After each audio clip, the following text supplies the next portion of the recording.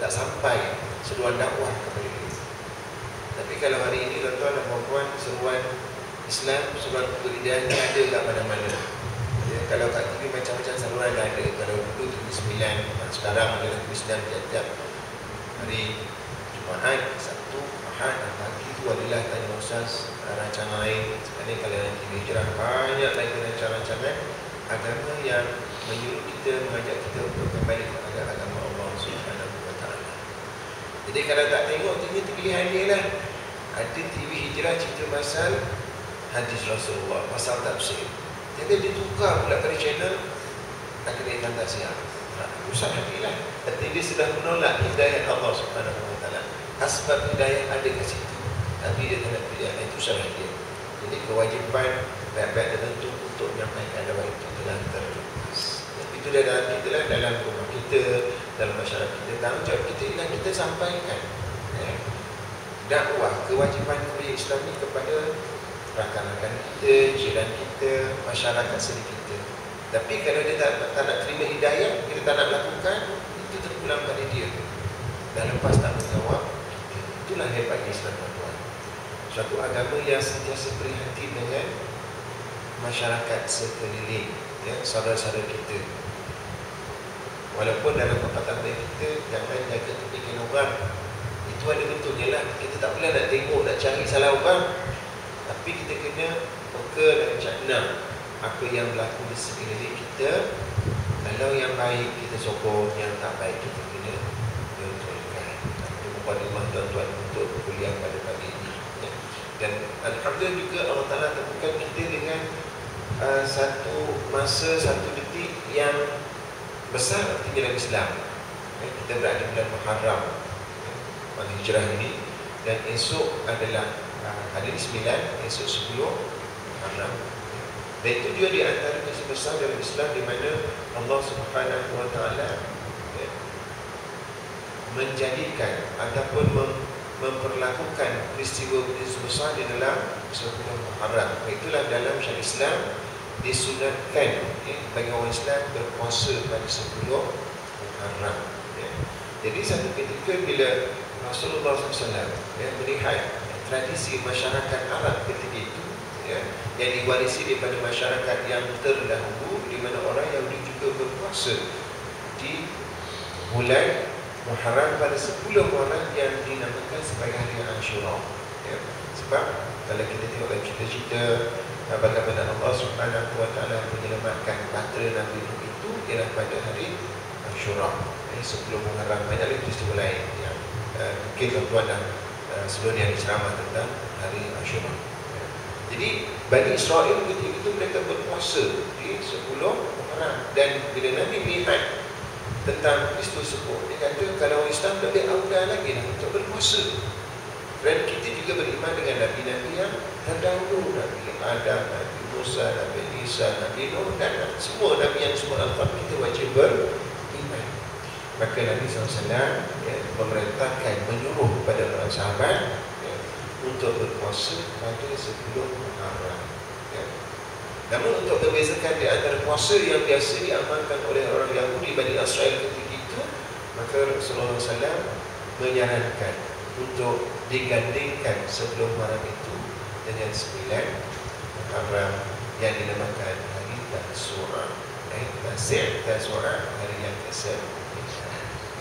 Dan ulama juga mengatakan harus untuk kita menggandingkan dengan hari yang ke-11. Jadi kalau kita tak boleh nak gandingkan dengan 9, 10, kita buat 10 dan 11.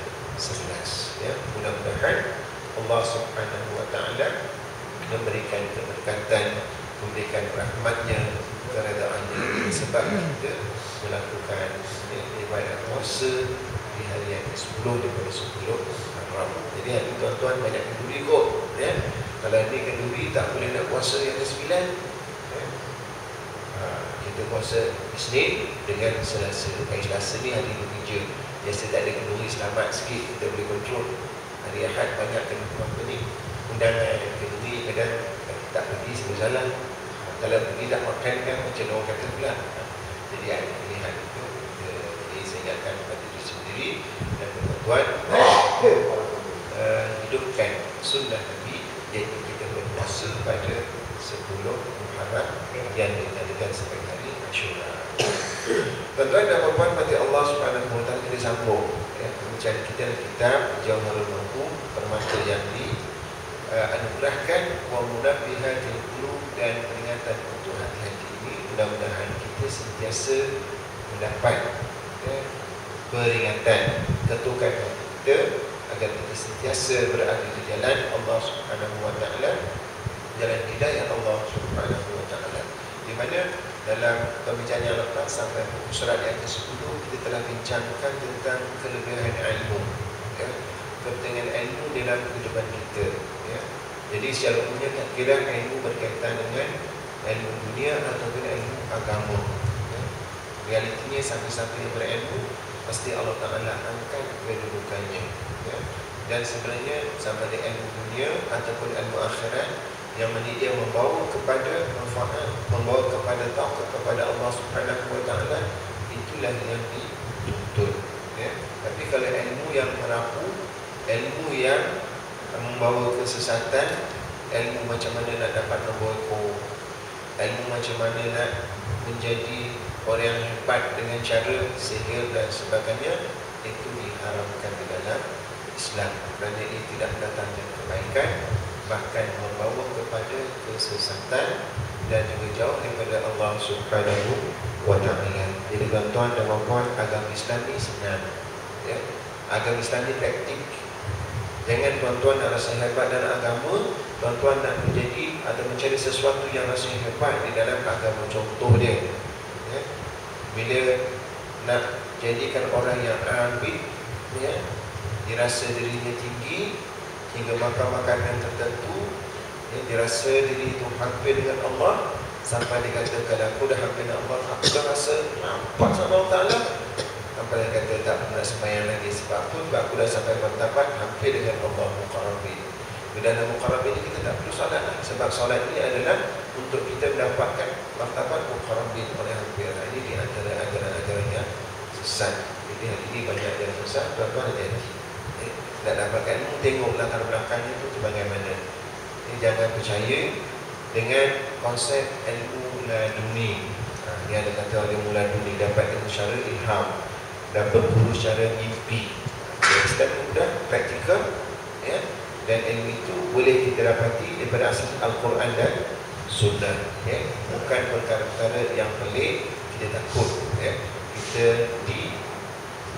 pengaruhi ataupun syaitan yang membuat kita agar kita sesat daripada ajaran agama yang sebenar. Tuan-tuan dan puan-puan, maka Allah Subhanahu wa taala sambung dan sabda Nabi sallallahu alaihi wasallam, belajar olehmu akan ilmu, maka bahawasanya belajar ilmu itu kebajikan, dan menuntut akannya itu ibadah, dan muzakarah akannya itu tasbih, dan bahas daripada jihad yang seperti perang sabil, dan mengajar akannya bagi orang yang tiada tahu itu sedekah. Itu kelebihan ilmu. Yang pertama, tuan-tuan, kita kena belajar ilmu, kerana belajar ilmu suatu kebajikan, suatu ibadah. Nak dapatkan pahala Allah Subhanahu wa taala, antaranya ialah dengan belajar ilmu. Jangan tuan-tuan dan puan-puan, jadikan rutin, untuk dalam seminggu ada kita berada majlis ilmu.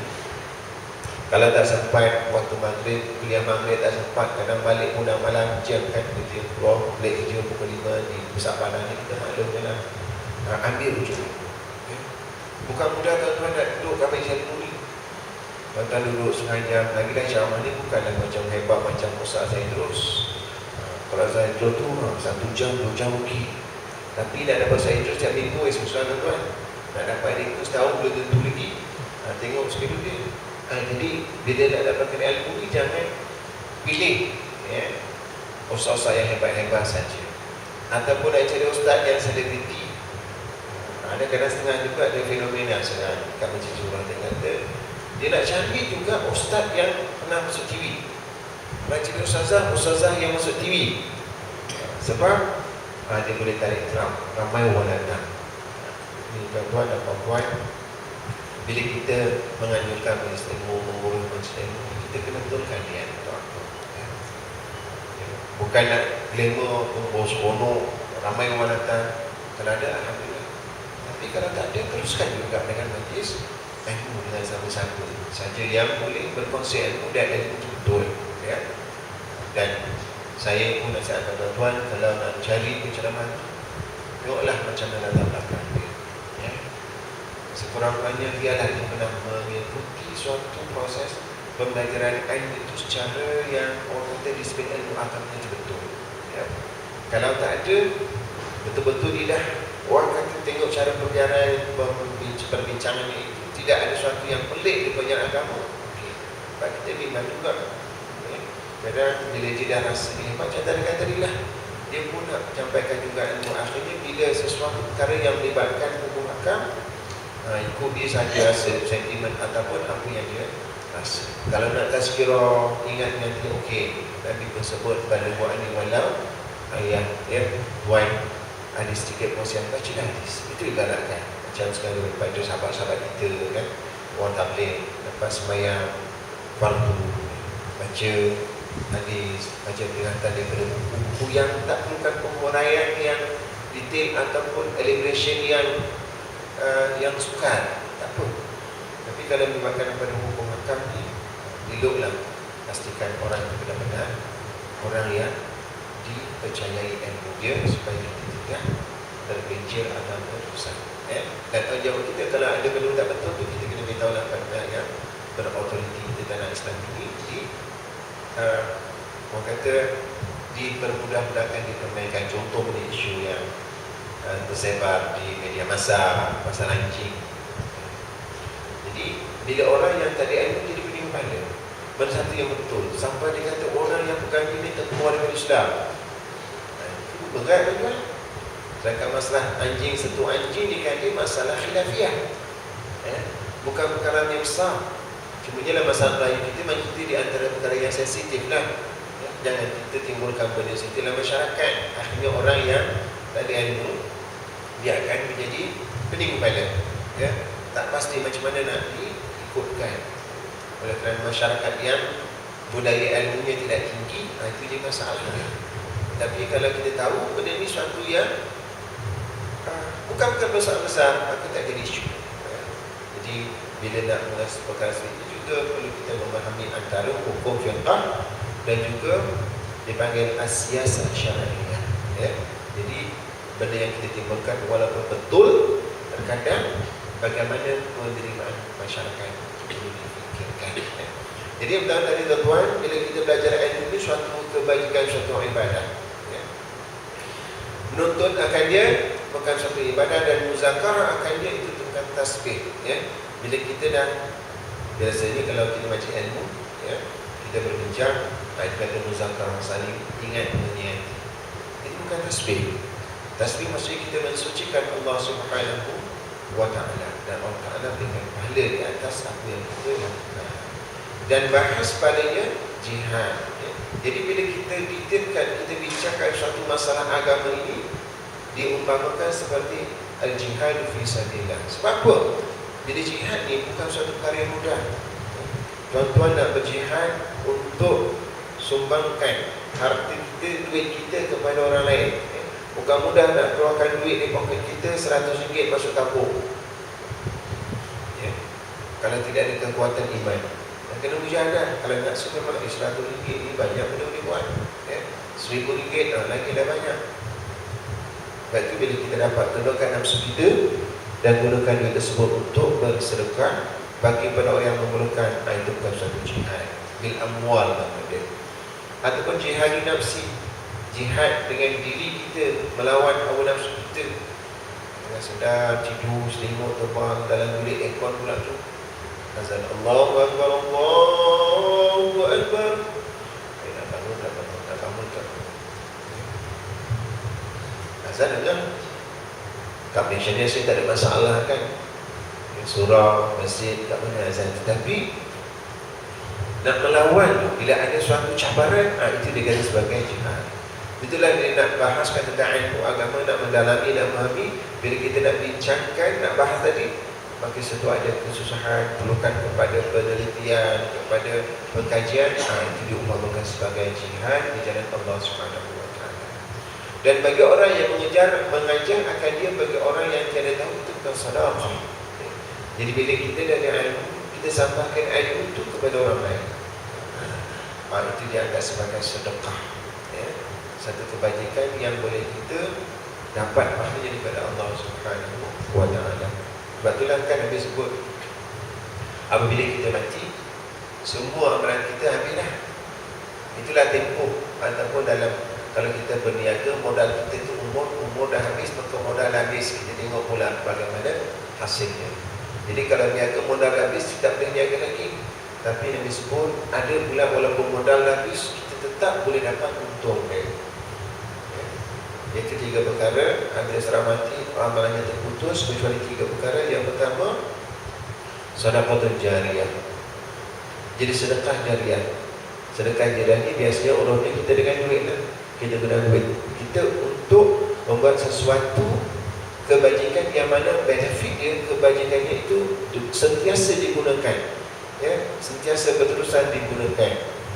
Contoh surau ni kan, surau digunakan untuk beribadah, untuk majlis ilmu, untuk kebajikan, ya. Bapak tengok mikrofon rosak, biar sistem rosak, jadi kita peruntukkan duit kita untuk baiki PA system. Jadi selama mana PA system itu digunakan untuk azan, untuk mengajar, untuk mengaji, banyak pahala tuan-tuan, ya. Tapi kadang kita tak kisahlah, tak apalah, nanti kan tabung masjid banyak, tabung surau dah banyak. Jadi rugilah, situ ada peluang untuk kita mendapatkan sedekah jariah, ya. Tengok bumbung dah bocor dah, perlu diganti. Jadi bila kita ganti bumbung bocor tadi, sama ada digunakan untuk kebaikan pada pahalanya terus kita dapat, ya. Kita yang sedarlah dapat hidayah daripada Allah Subhanahu wa ta'ala, ya. Tapi kalau orang yang tak dapat hidayah ni, tak apa, orang ni kan ada apa, tabung mesti ada lagi, tabung surau setiap bulan, kutipan ke 10,000 banyak tu. Jadi peluang yang Allah Ta'ala berikan untuk kita buat sedekah jariah dengan cara yang bagus, ya. Dan juga ilmun yuntafa'u bihi, inilah ilmu yang dimanfaatkan kita jawab, ya.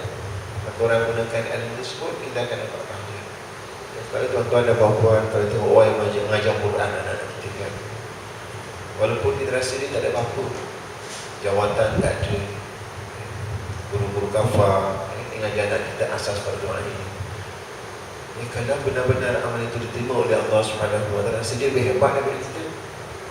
Bayangkan tuan-tuan, anak yang tahu mengaji Iqra' alif Bata itu daripada seorang guru mengajar Quran, dengan sebab dia lah dimajar memperkenalkan I, U, Ba, Bi, Bu, dan itu dia baca Quran. Dia baca Quran, berapa pahala dia dapat tuan? Kalau lah satu Al-Quran itu satu huruf, ya, kalau tak bagi 10 pahala, ya. Bayangkan berapa banyak pahala kalau dia boleh membaca Al-Quran, boleh mengaji, boleh sembahyang. Sebab guru yang mengajar Al-Quran tadi, cikgu-cikgu Al-Mustafa tadi kapal, gaji dia tak banyak tuan-tuan, kadang 1,000, 1,200, ya. Kadang kalau yang swasta tak sampai tu, tapi kalau dikirakan pahalanya tu memang cukup besar. Dan sebab itulah anak yang tadi bila dia besar, dia belajar Quran, dia ajar anaknya pula. Lepas tu ajar cucu sama pula terusan, dengan sebab seorang ustaz ni yang mengajarkan Quran, ya. Jadi tuan-tuan dan puan, sebab tu kita kalau ibu bapa ni janganlah lepaskan peluang yang ada kat depan kita. Anak kita yang tak tahu baca Quran yang kecil tu, biar kita ajar. Ajar juga pada orang lain, kita pun ambil sama-sama bantu untuk anak kita boleh membaca Al-Quran. Itu mudah-mudahan menjadi saham kita, ya. Kalau lah kita mati, maka pahalanya terus kita dapat ilmu yuntafa'u bihi. Yang ketiga adalah waladun soleh, anak yang soleh yang sentiasa mendoakan kita. Ini pun menjadi cabaran juga tuan-tuan dan puan-puan.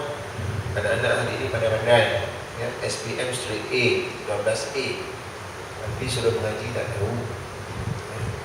Buat benda baik tak tahu, tak boleh menilai mana yang baik, mana yang tak baik. Tapi kalau anak tuan-tuan, alhamdulillah, biasanya lah kalau tuan-tuan orang kat sofa, kat masjid, insya-Allah anak-anak akan jadi baik, ya. Tapi kita kena tengok lah.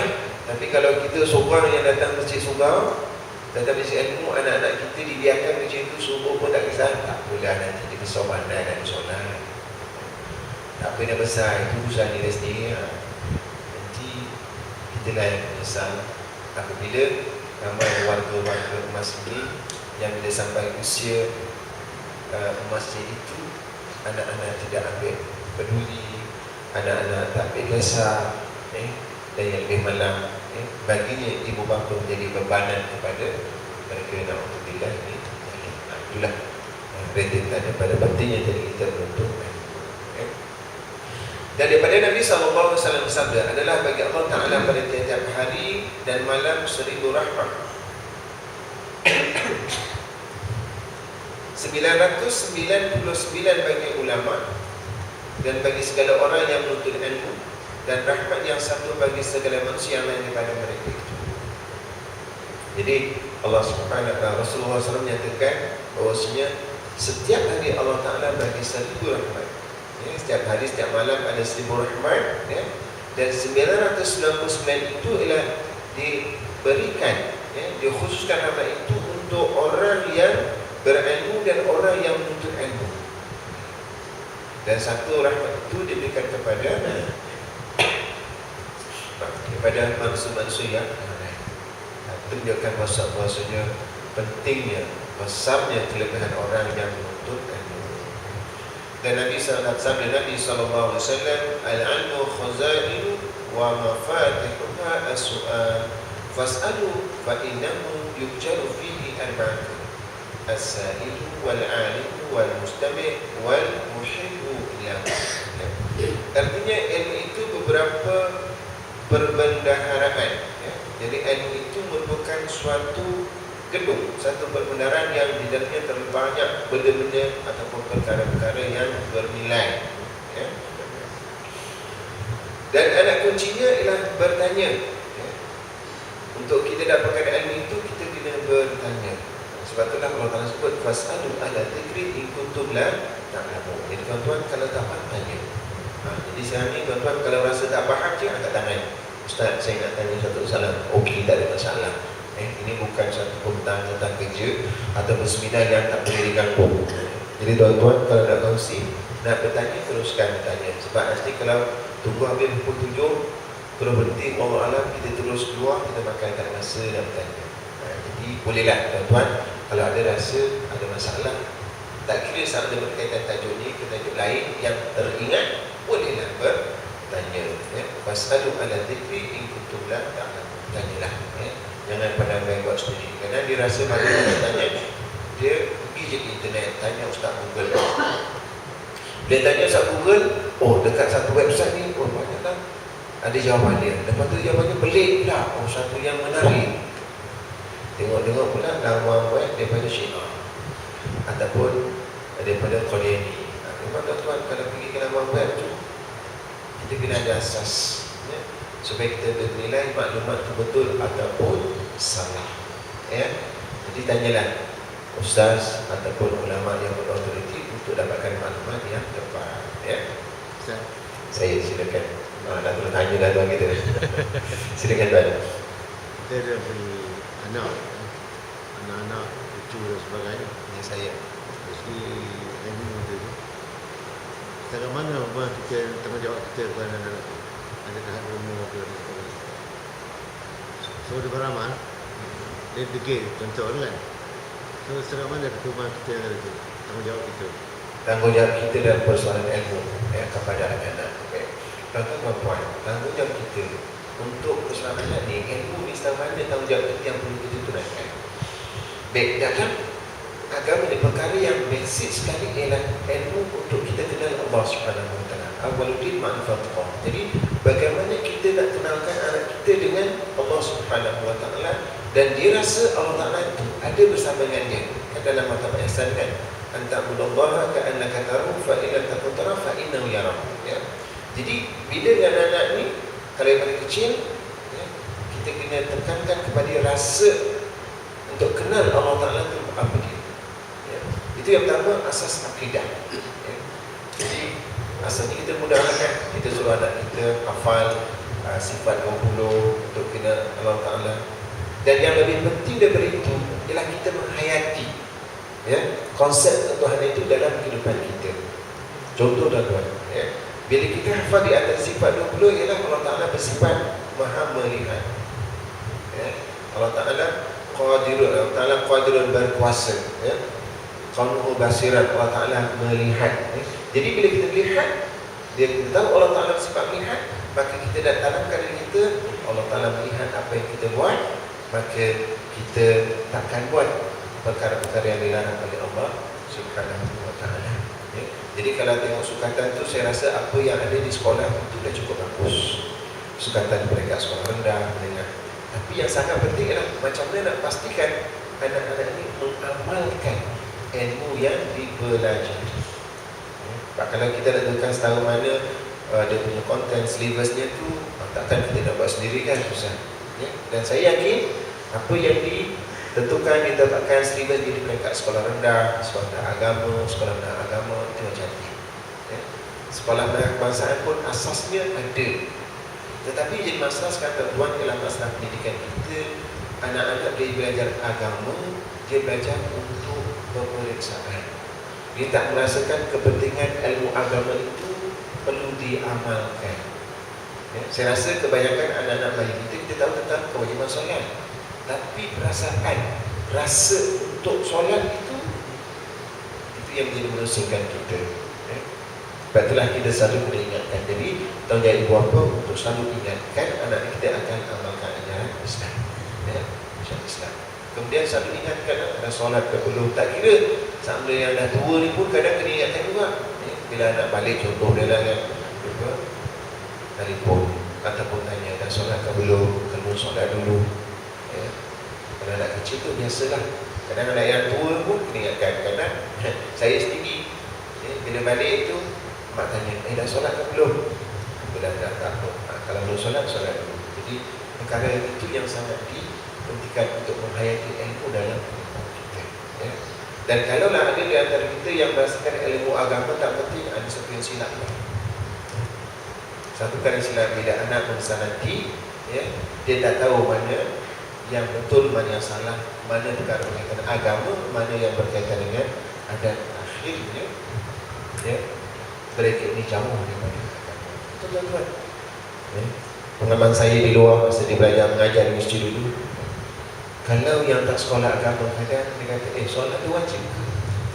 Menuntut orang ini wajib ke? Misalkan itu bagi kita satu perkara yang asas. Okey, tuan-tuan. Jadi ilmu sama mana yang kita adalah bagi yang pertama berkaitan dengan akidah, yang kedua berkaitan praktikal kita yang dikatakan sebagai ibadah. Segi solat itu bukan asas. Wuduk, solat, dan perkara-perkara yang mesti berkaitan dengan halal haram dalam kehidupan. Dan yang tak kurang sangat pentingnya adalah ilmukan akhlak. Bila nak ada akhlak, tuan-tuan dan puan-puan ni bukan suatu yang mudah. Okey, anak bila jumpa orang, salam. Bila orang bagi sesuatu, kita ucap terima kasih. Buat sesuatu takkan barang pada tempatnya. Nak kerja senang, tetapi macam mana nak jadikan ini sebagai budaya anak kita. Jadi itu bermula pada kita lah. Sebab akhlak ni berkaitan dengan praktikal. Bila kita buat hari-hari menjadi suatu kebiasaan, dan itulah yang sangat penting dan untuk anak kita. Contohlah tuan-tuan dan puan-puan, bila anak kita balik ke rumah, perhatikan anak-anak kita susun kasut ke tak? Ataupun kasut tu rata-rata kat mana? Tuan-tuan datang masjid surau, kita ada rak kasut, susun kasut tak? Itu dia antara very simple budaya kita dalam melaksanakan suatu budaya yang baik. Jadi kalau tak ada, kita kena terus satu-satu. Satu lagi dalam cerita, kalau anak kita berkata atau cucu kita berkata, biasa macam mana dia buat dengan sampah yang dibuat masa dia kereta. Lah, kalau dalam jalan jauh, biasa kita makan, sambil makan, makanan ringan dan sebagainya. Jadi tengok anak kita, cucu kita, apa yang dibuat dengan sampah. Sama dia buka cermin, dia campak keluar, ataupun dia selit kat tepi, ataupun dia tanya, Umi, sampah ni nak buang kat mana? Menggambarkan keprihatinan kita kepada kebersihan.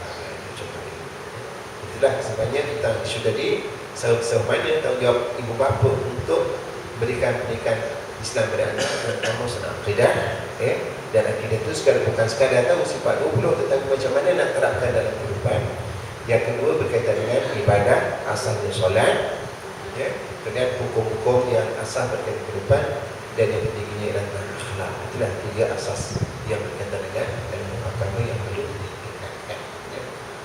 Boleh tuan? Okey, sila. Kita dah suruh dia buat amal yang baik kan, Saya sembahyang dan sebagainya. Tapi kita buat. Adakah itu tanggungjawab kita berdua dan kita pulang? tuan-tuan, satu persoalan. Kita dah buat dah suruh solat, nak solat, suruh belajar agama, suratan surau, dia tak nak buat. Salah ke kita? Berusakah kita sebab kita tak berjaya menjadikan anak kita sebagai orang yang berilmu agama atau menggunakan ilmu agama? Biar tuan-tuan dan puan-puan nanti Allah Subhanahu Wa Taala di akhirat nanti, nafsi-nafsi masing-masing akan dipertanggungjawabkan, akan dipersoalkan tentang dirinya sendiri. Tetapi ketika kita hidup, kita ada hak berkaitan diri kita, ada hak terhadap orang lain. Tanggungjawab diri kita, kita belajar untuk diri kita, dan tanggungjawab untuk orang lain lah kita perlu mengajar pada orang lain. Dan kepada anak kita, itu memang tanggungjawab kita untuk mendidik dia. Qu anfusakum wa ahlikum nara. Persoalannya terkadang bila kita dah buat tak menjadi. Macam kita berniaga, kadang ada yang berjaya, ada yang tak berjaya. Kita ada anak, kita dah didik anak, dah hantar sekolah agama dah, dah hantar pada ustaz lagi. Tak cukup ustaz kat luar, panggil ustaz datang ke rumah. Tapi anak masih lagi tak mau ataupun tidak bersedia untuk melaksanakan tanggungjawab agama. Jadi bila kita dah berusaha sehabis mungkin untuk mendidik anak kita, dah selalu ingatkan dia, masih lagi tak mau mengamalkan Islam, tak nak jadi orang baik, maka kita sudah lepas tanggungjawab kita. Sebab itulah Allah Ta'ala sebut, innaka la tahdi man ahbabta walakinna Allah yahdi man yasha. Nabi berazam, berkeinginan agar bapa saudaranya tu Abu Talib masuk Islam, menerima mengucap syahadah dan mati dalam agama Islam. Sebab Islam itulah agama oleh Nabi, dan Abu Talib sendiri adalah orang yang membantu Nabi untuk menyampaikan dakwah Islam. Tapi akhirnya ketika meninggal dunia, dia tetap dengan agama nenek moyang itu, dengan agama nyembah berhala. Nabi pun tak boleh nak bagi hidayah kepada mak saudaranya. Begitu dalam kehidupan kita, Allah Ta'ala akan tanya tentang buat apa yang kita buat, tapi Allah Ta'ala tak tanya tentang hasil dia. Jadi bila kita dah didik anak kita, dah ajar, hantar kepada orang pada ustaz untuk mengajar, maka lepaslah tanggungjawab kita bila dia tak melakukan atau mengamalkan agama yang sepatutnya diamalkan. Sama ingat tuan-tuan ahli jawatan kuasa surau, kan, dah berusaha dah untuk menyusun pengajian, supaya masjid ini menjadi pusat, suratnya pusat untuk usaha yang membawa kepada Allah Subhanahu Wa Taala. Tapi tak ada orang datang. Orang tu dah juga yang datang. 10 orang, 12 orang tu juga datang. Tak apa tuan-tuan. Allah Ta'ala nilai usaha kita, Allah Ta'ala tak nilai apa yang hasil yang kita beroleh. Mudah-mudahan apa yang kita lakukan ini menjadi saksi di hadapan Allah Subhanahu Wa Ta'ala. Sebab itulah tuan-tuan dan puan-puan hati Allah Subhanahu Wa Ta'ala, semua tindakan kita, amalan kita, perbuatan kita di kali ibadah, kalau kita betul niatnya kerana Allah Subhanahu Wa Ta'ala. Tuan-tuan menguruskan surau, bukan nak dapatkan nama, bukan nak dapat pangkat, bukan nak kedudukan, tapi tidak satu nyawa yang Allah Ta'ala berikan kepada kita untuk membawakan masjid dan surau. InsyaAllah pahala ganjaran keredaan Allah Ta'ala ada di sana. Tapi kalaulah kita buat benda baik sekalipun, tapi tujuannya yang lain, tapi tak ada nilai insyaAllah Subhanahu Wa Ta'ala. Okey, boleh tuan terima kasih. Itulah hiduplah kan perbincangan kita. Sebab kalau sehari kadang pagi-pagi dia lah satu keadaan yang kritikal juga, mengantuk lagi dalam malam tadi mulai kan. dengan sengaja, susah juga. Kita sama tuan-tuan adalah tentang sabda Nabi SAW kelebihan kepada orang alim dan orang yang berilmu itu di mana kalaulah dinisbahkan dengan bilangan ya Allah Ta'ala ada 1000 rahmat, maka 999 rahmat itu adalah orang alim dan juga orang yang menuntut ilmu, dan satu itu untuk orang yang biasa yang tak ada fokus dan ilmu, tak ada fokus dalam yang baik, tapi hanya untuk dunia sahaja. Rahmatlah dapat kehidupan dunia, tapi jauh daripada agama.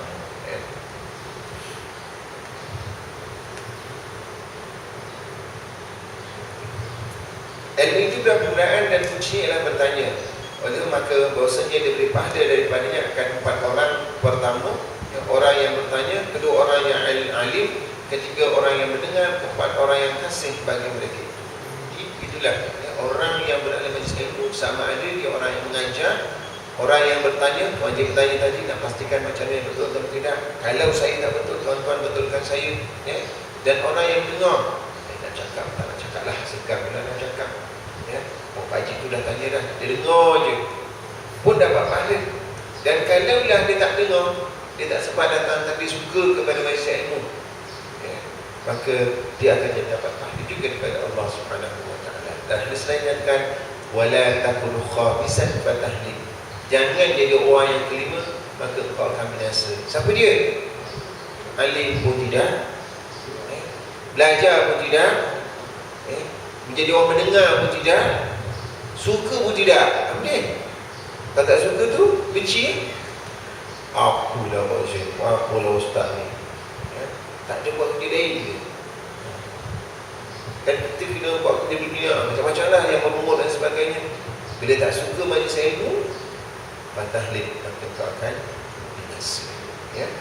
Jadi mudah-mudahan dengan kita sentiasa dalam macam ilmu ini ya, Allah Ta'ala akan ingatkan kita, dan itulah yang penting kita sentiasa berada di atas jalan hidayah Allah Subhanahu wa ta'ala. Dan kata Abi Darda, al-alimu wal muta'allimun wal muta'allimu syarikani fil khair wa sa'irun nas hamajun la khair fihi ya. Abu Darda menyatakan bermula orang yang mengajar dan orang yang belajar itu bersekutu, berkongsi keduanya pada kebajikan, dan sekalian manusia seperti lalat atas muka binatang tiada kebajikan pada mereka itu. Lagi sama dia punya perumpamaan, dia kata orang yang alim dan orang yang belajar ni macam dua orang yang berkongsi pada kebajikan. Tapi kalau orang yang bukan orang alim, bukan orang yang belajar, maka dia umpamakan seperti lalat di atas muka binatang, tak ada kebaikan ya. Menipu ya, orang yang fikirkan dirinya sendiri ya. Contoh lalat kat binatang, bukan dipikir orang tu apa binatang lain sakit ke, dipikir sakit ke, kita tak sedar, tak fikir, dipikir dirinya sendiri, maka tak ada maknanya, tak ada kebaikan pada lalat tersebut. Betul lah dalam kehidupan kita. Kalau dalam kehidupan kita, kita fikir diri kita je ya. Kita fikir kepentingan kita je ya. Tak ada fikir nak tolong orang ya. Tak fikir nak tentang kebajikan orang lain ya. Tak pernah fikir masalah kerusakan orang lain contohlah kan, kat taman ni kan kadang nak parking kita susah, ikut dah je parking depan orang pun parking lah depan orang. Dia rasa seronok dengan muzik kan, dipasang dia kuat-kuat kat rumah dia tanpa kisah apa jiran sebelah. Kadang ada binatang peliharaan, contoh kan ada kucing ya. Dia tak kisah dengan najis kucing sana sini, sedangkan dia mengganggu orang lain, dia tak kisah tentang orang lain. Ini dikatakan seperti lalat yang tidak ada kebaikan kepada dia. Sebab itulah Nabi sebut hadis yang lain, sebaik manusia itulah manusia yang sentiasa memberi manfaat kepada orang lain ya, itu yang sebaik manusia. Tak kira bagaimana kedudukannya, tapi kalau ada dia selalu tolong kat surau, siapa yang selalu yang memberi bantuan, tolong orang lain ya. Nah, itulah sebaik manusia si Allah Subhanahu wa ta'ala ya. Dan lagi katanya kun aliman au muta'alliman au mustami'an wa la takun ar-rabi'a fatahlik. Ini saya ada terbaca tadi. Jadi oleh itu orang alim atau orang yang belajar itu muta'allim, atau orang yang mendengar Dan jangan kamu jadi yang keempat, iaitu jahil. Maka biasalah kamu. Maksudnya orang yang jahil yang tak tahu apa, dia yang biasa menjadi masalah dalam masyarakat kita. Dia tolak hukum agama kerana dia tak tahu. Banyak dia dalam budaya Islam ni. Dan saya semalam tu ada post dalam Facebook tentang ucapan seorang orang Melayu kita, orang Islam, dia kata saya memang tolak hukum hudud sebab hukum hudud ni tak logik. Tak logik, tak boleh termakan. Cuba bayangkan tuan-tuan, kalau tangan tu kena potong, dia berjaya kena potong, macam mana nak jaga orang lain? Macam nak bekerja? Dia fikir pasal dia tak fikir kesan dia. Sedangkan kalau seorang tu kena potong tangan mencuri sebab salah dia, agaknya kalau kena potong tangan dia nak mencuri lagi lah. Dia dah serik dah. Dan menjadi pengajaran kepada orang lain. Dan Allah Ta'ala yang menjadikan manusia. Yang Allah Ta'ala tahu tentang sikap dan perilaku manusia ini, maka letakkan peraturan yang sesuai untuk manusia. Dia nak mempertikaikan pula tentang hukum Allah Subhanahu wa ta'ala. Geleng kepala dia sebab dia menjahil, dia tak tahu. Dan masanya bila orang jahil ni bilang dia dah tak tahu, tapi dia tak tahu yang dia tu tak tahu. Kan dia merokap. Kalau dia tak tahu, dia tahu dia tahu, dia tahu dia tak tahu, dia ada usaha untuk belajar. Dia akan tanya orang, betul ke tak betul ni? Apa yang dia rasa? Jadi, bila dia tak tahu dan dia tak tahu yang dia tak tahu, bahkan merasakan dia tahu, ini jadi masalah dalam masyarakat kita. Sebab itulah dalam kata tadi, ya, dalam kata tersebut, ya, seperti lalat yang di atas binatang yang tidak ada nilai, tidak ada kebaikan padanya.